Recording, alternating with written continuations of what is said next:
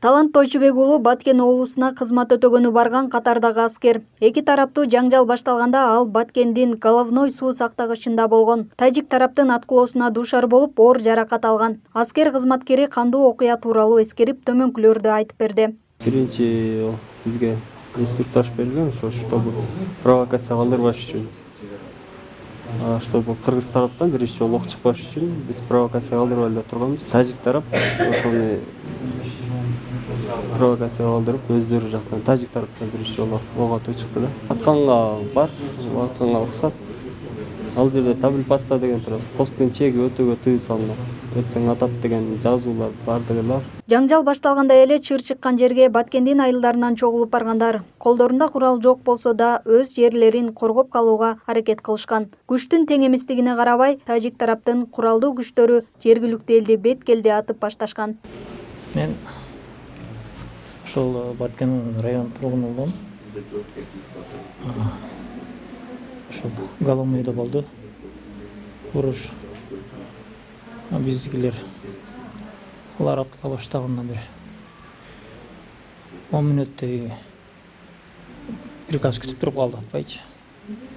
Ошол убакта көпчүлүк адам алып салды. Алар өздөрү.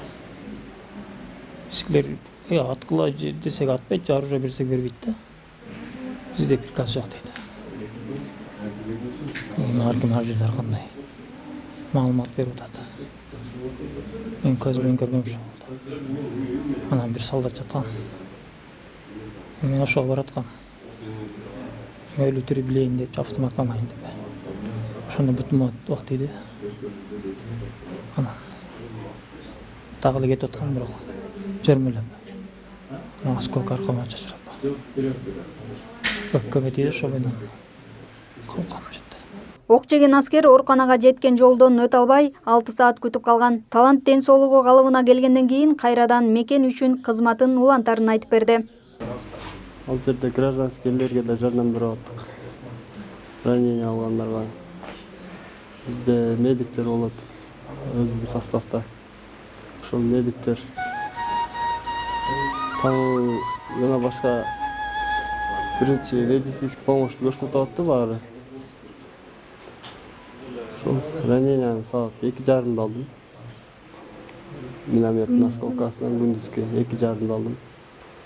Ал жерде 6 саат ок атуу токтобогондуктан бизге Баткен больницасына келишке кыйынчылык болду. Ок атуу токтоду деген команданын саат 8-де алды. Ошондо бизди кечки саат 10-до алып келди Баткен больницасы. Ал жактан келип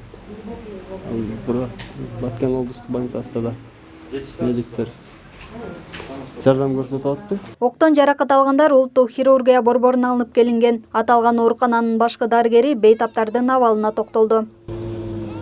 Первая партия раненых поступила.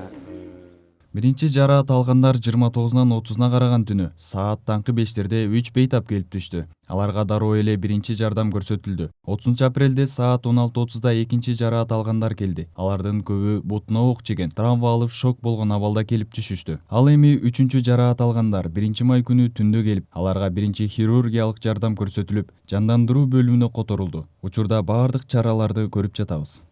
Повреждение, сквозное ранение. Кыргыз-тажик чек арасындагы куралдуу жаңжалда жабыркаган 100 кыргызстандык ооруканада жатат. Алардын арасында оор абалдагы 59 киши Бишкекте, 41-и Баткендеги бейтапканаларда дарыланууда. Кумара Сагыналиева, Жумабек Ногоев, Наждак телеканалы, Бишкек.